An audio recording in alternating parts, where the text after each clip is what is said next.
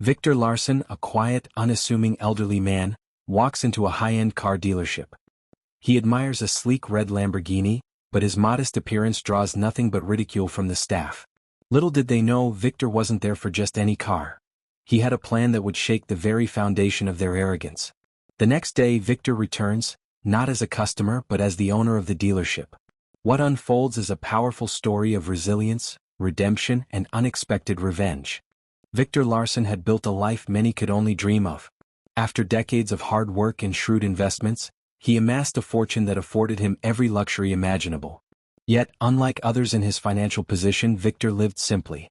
His daily routine involved driving his dependable decade-old sedan to run errands, wearing comfortable, unassuming clothes, and enjoying evenings with a good book rather than attending high-profile events.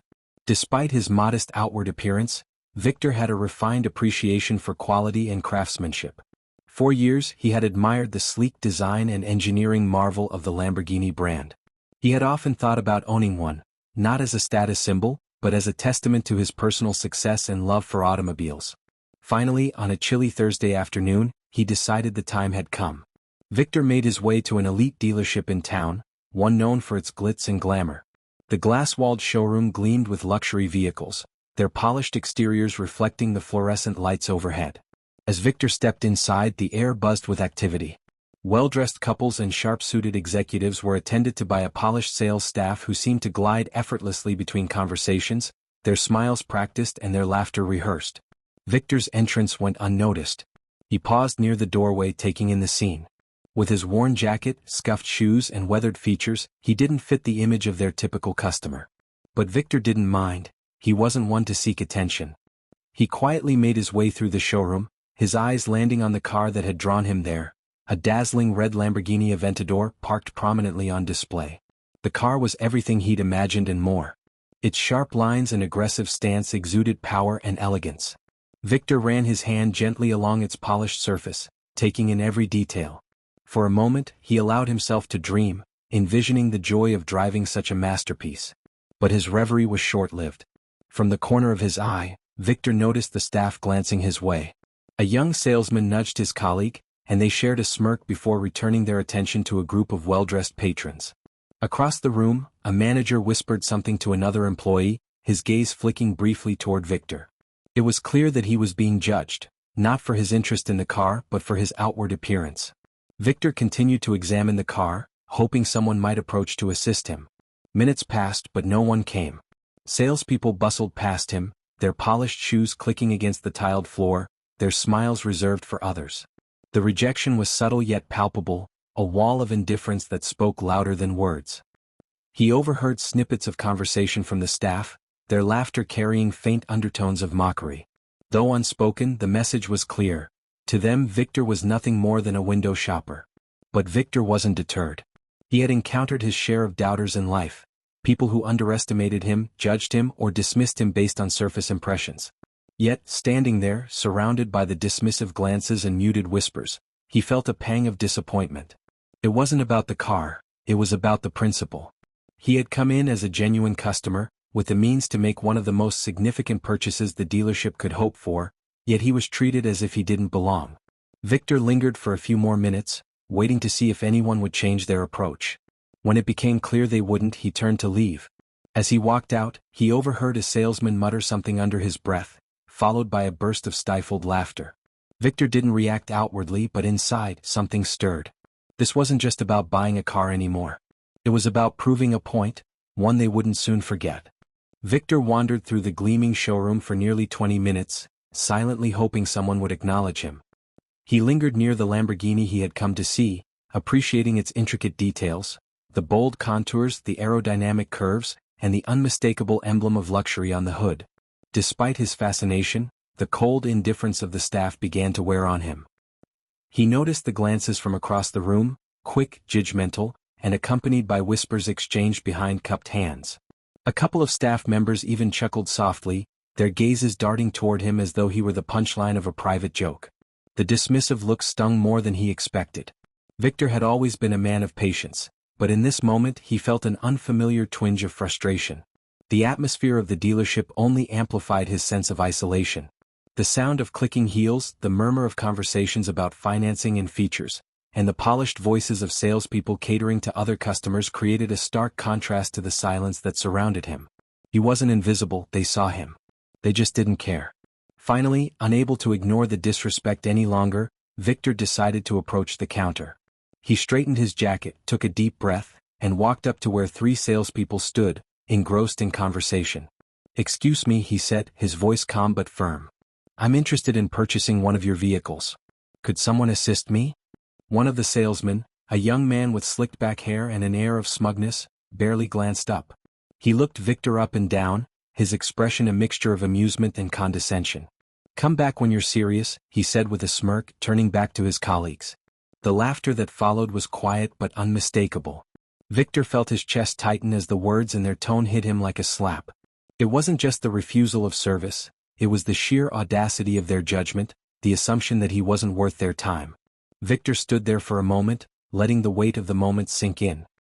He looked around the room at the salespeople engrossed in their tasks, at the shiny cars gleaming under the bright showroom lights, and at the faces that had dismissed him without a second thought. Without another word, he turned and walked out, his steps steady but his heart heavy. As he reached his old sedan in the parking lot, he heard faint laughter from inside the dealership.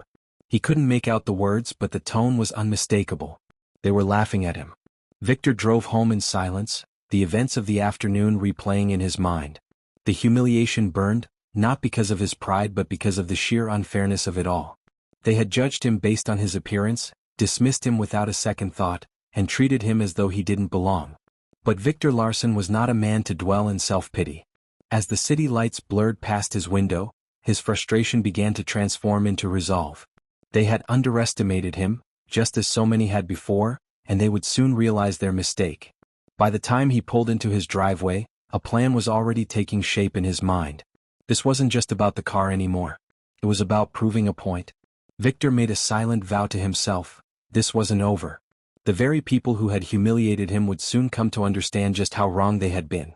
Victor woke early the next morning, his mind sharp and focused. The sting of the previous day's humiliation still lingered, but now it fueled a determination that few could rival. Over coffee he made a list of names, powerful allies, business magnates and financial institutions he had worked with during his illustrious career. These were people who owed him favors, respected his influence, and understood his ability to turn opportunities into gold.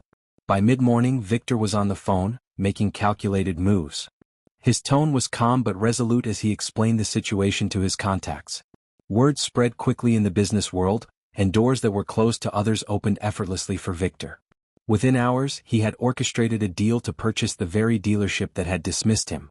By mid-afternoon, the paperwork was finalized, and Victor Larson was now the sole owner of the dealership. As he prepared to return, Victor chose his attire carefully. He wore the same modest outfit from the previous day, the same scuffed shoes and worn jacket. This was not about flaunting his wealth, it was about making a statement. He tucked the ownership documents into his briefcase and headed out. When he arrived at the dealership, the scene was much the same as the day before. Salespeople bustled around, catering to their well-dressed customers. The sound of conversations, laughter, and the occasional revving of an engine filled the air. No one paid Victor any attention as he walked in, just as they had ignored him the day before.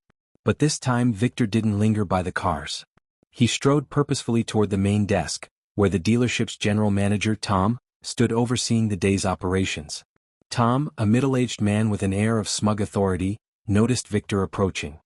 He forced a smile, the kind reserved for someone he thought wasn't worth his time but needed to humor.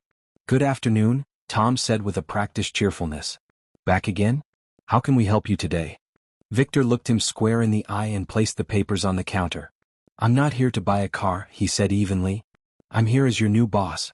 The smile vanished from Tom's face as he picked up the documents.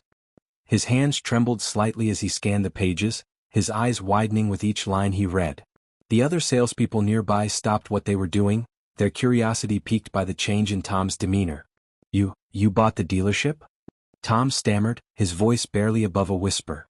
"That's correct," Victor replied, his tone steady but firm. "As of this morning, I am the owner of this establishment." The room fell silent as the gravity of Victor's words sank in. Salespeople who had sneered at him the day before now exchanged nervous glances. Whispers rippled through the showroom, growing louder as the staff began to realize what had happened. Tom's face turned pale, and the confident persona he had worn moments earlier crumbled.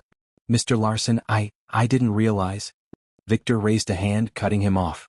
"Yesterday I came in as a customer," he said, his voice carrying a quiet authority.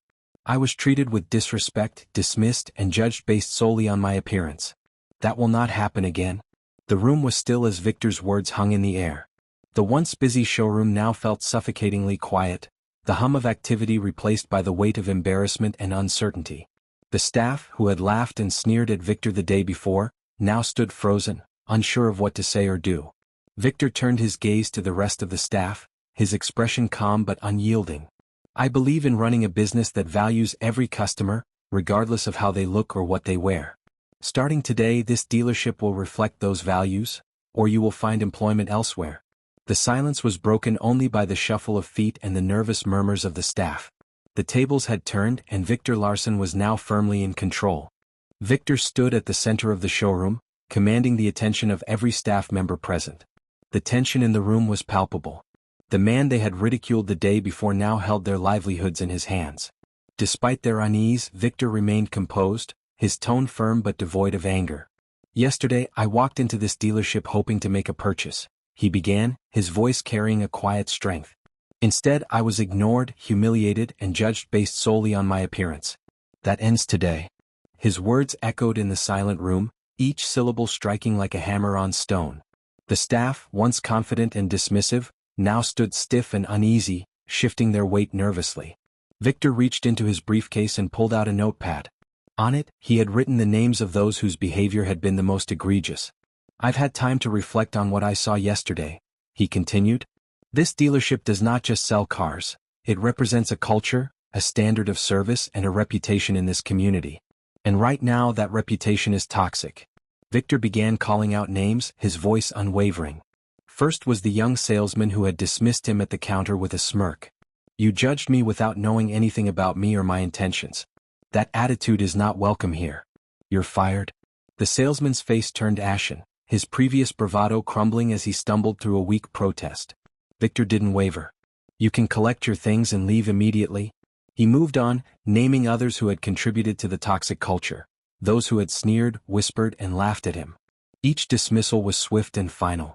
The once arrogant staff now looked pale and subdued, their confidence shattered as they realized their actions had consequences. But Victor wasn't just there to punish. He also acknowledged those who had demonstrated professionalism and kindness, even when surrounded by negativity. One employee, a receptionist who had smiled warmly at every customer despite the dismissive behavior of her colleagues, was the first to be rewarded. "Your attitude represents what this dealership should stand for," Victor said, his tone softening slightly. "As of today, you're promoted to Customer Relations Manager. I'm counting on you to help lead the change this place desperately needs." The receptionist's eyes widened in shock, then gratitude. She nodded, her voice trembling as she thanked him. Victor continued, identifying others who had shown potential and a willingness to do better. He reassigned roles, giving leadership positions to those who understood the value of respect and fairness. By the time he was done, nearly half the staff had been replaced or demoted. The remaining employees, though shaken, stood a little taller, understanding that they were now part of something bigger than just selling cars. Once the immediate changes were made, Victor addressed the entire room. "This isn't just about yesterday," he said, his voice carrying a mix of authority and hope. "This is about creating a culture where every customer is valued, regardless of their appearance, status, or wealth. If we treat everyone with respect and integrity, this dealership will thrive, and so will each of you." His words began to sink in and the remaining staff nodded solemnly. They could see that Victor's vision wasn't just about revenge, it was about transformation. Over the next few weeks, the dealership underwent a complete overhaul. Victor implemented new training programs focused on customer service and empathy. He rebranded the dealership's image, emphasizing its commitment to excellence and respect. Employees were encouraged to share ideas for improvement, fostering a sense of teamwork and inclusivity. Word spread quickly about the changes. Customers who had once felt unwelcome began returning, drawn by the new culture Victor had instilled. Sales improved and the dealership began to rebuild its reputation. Victor had turned a place of arrogance and judgment into one of respect and opportunity. What had started as a moment of humiliation became a catalyst for positive change, proving that even the most toxic environments could be transformed under the right leadership. In just a matter of weeks, the dealership underwent a complete transformation. What had once been a place of cold arrogance and superficiality was now a hub of warmth, respect, and unparalleled customer service. Under Victor's leadership, the staff embraced his vision of humility and fairness, understanding that the value of their business lay not just in the cars they sold, but in how they treated the people who walked through their doors. The changes were evident from the moment customers stepped inside. Instead of judgmental glances and dismissive attitudes, they were greeted with genuine smiles and attentive service. The staff, now trained to approach every customer with respect, listened intently to their needs and went above and beyond to ensure their satisfaction. Word spread quickly through the community. Stories of the dealership's remarkable turnaround became a topic of conversation, drawing in new customers eager to experience the change for themselves. Victor's vision extended beyond customer interactions. He invested in the dealership itself, improving the showroom, adding comfortable seating areas, and creating a welcoming environment that felt more like a luxury lounge than a business. He partnered with local charities, hosting events that gave back to the community and further cemented the dealership's new reputation as a place of integrity and goodwill. Sales soared as loyal customers returned and new ones arrived. Competitors took notice, baffled by the meteoric rise of a dealership they had once dismissed as unremarkable. The name of the dealership became synonymous with excellence, and it wasn't just about the cars, they were selling an experience that no other business could match. Victor often walked through the showroom, observing the staff as they worked with customers. He greeted employees by name, asked about their families, and took the time to listen to their ideas and concerns. His presence wasn't that of a distant owner, it was that of a mentor, a leader who inspired loyalty and respect. The same man who had been ignored and judged now commanded admiration, not through wealth or power, but through his unwavering commitment to doing what was right. One afternoon, as Victor strolled through the bustling dealership, he paused by the very car that had drawn him there weeks ago, a red Lamborghini Aventador. It stood as a reminder of where the journey had begun. He ran his hand along its polished surface, much like he had on that first day, but this time he wasn't met with sneers or whispers. Instead, he was approached by an eager salesperson who greeted him warmly, unaware of his significance. "Beautiful car, isn't it?" the salesperson said with a smile. "Can I tell you more about it?" Victor chuckled softly. "No need," he replied. "I know it quite well." As he walked away, he felt a deep sense of justice. The humiliation he had endured was no longer a source of pain. It had become the spark that ignited a transformation, not just for the dealership but for everyone involved. He had turned their arrogance into an opportunity to rebuild, proving that even the most toxic situations could be transformed with vision, determination, and resilience. This wasn't just about revenge. It was a lesson in redemption, a testament to the power of humility and the strength to rise above. Victor Larson, the man they had laughed at, had shown the world that appearances could be deceiving and that true greatness lay not in how others see you, but in how you choose to respond. As he left the dealership that day, now thriving and unrecognizable from its former self, Victor smiled. He didn't need to flaunt his wealth or demand respect. It had been earned through action, integrity, and unwavering resolve.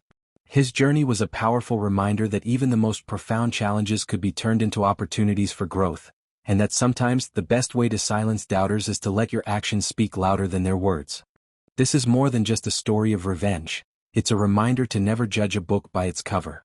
Victor Larson proved that kindness, humility, and resilience can turn any challenge into an opportunity for greatness. If this story inspires you, don't forget to like, comment, and subscribe for more tales of unexpected triumphs. Where are you watching from? Let us know below.